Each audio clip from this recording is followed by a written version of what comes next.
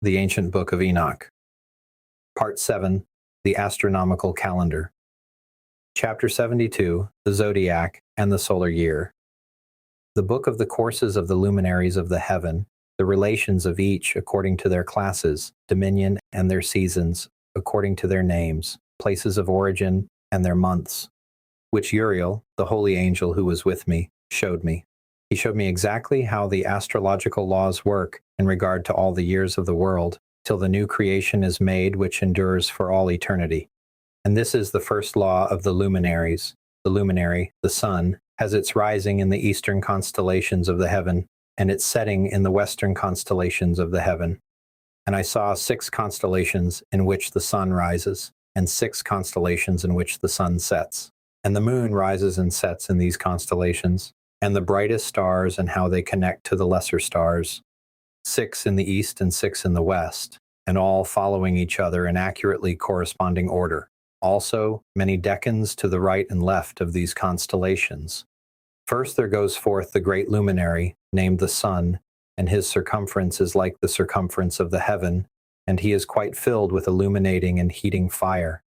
The chariot on which he ascends, the wind drives, and the sun goes down from the heaven and returns through the north in order to reach the east, and is so guided that he comes to the appropriate constellation and shines in the face of the heaven.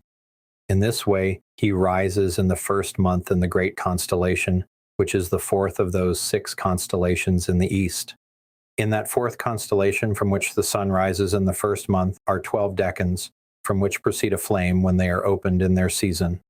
When the sun rises in the heaven, he comes out of that 4th constellation 30 mornings in succession, and sets accurately in the constellation in the west of the heaven.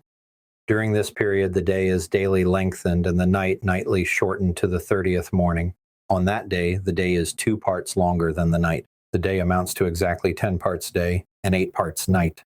Then the sun rises from that 4th constellation, and sets in the 4th, and returns to the 5th portal of the east, 30 mornings, and rises from it and sets in the 5th constellation.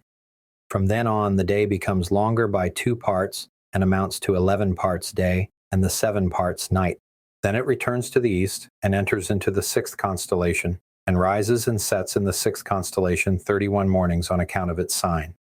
On that day the day becomes longer than the night, and the day becomes double the night, 12 parts day and 6 parts night. The sun is set up to make the day shorter, and the night longer. And the sun returns to the east and enters into the 6th constellation, and rises and sets from it 30 mornings.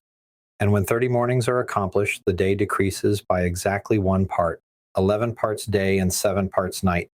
And the sun goes forth from that 6th constellation in the west, and goes to the east, and rises in the 5th constellation for 30 mornings, and sets in the west again in the 5th western constellation.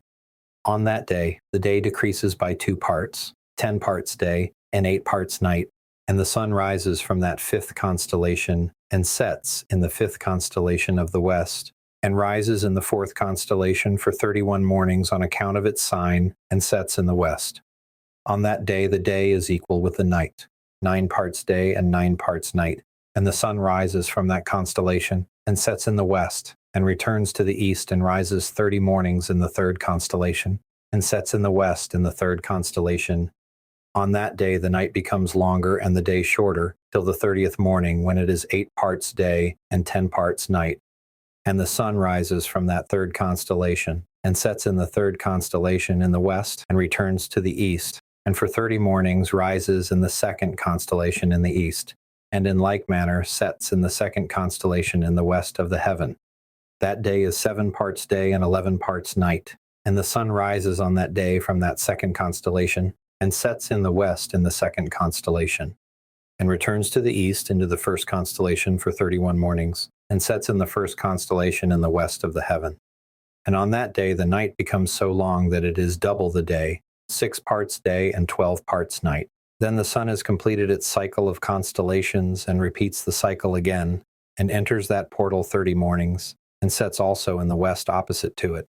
And on that night has the night decreased in length by 1 part, 7 parts day and 11 parts night.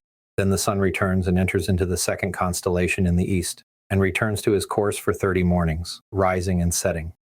And on that day the night decreases in length, 8 parts day and 10 parts night. And on that day the sun rises from the second constellation, and sets in the west, and returns to the east, and rises in the third constellation for 31 mornings, and sets in the west of the heaven. On that day the night decreases to 9 parts day and 9 parts night. And the night is equal to the day, and the year is exactly 364 days long.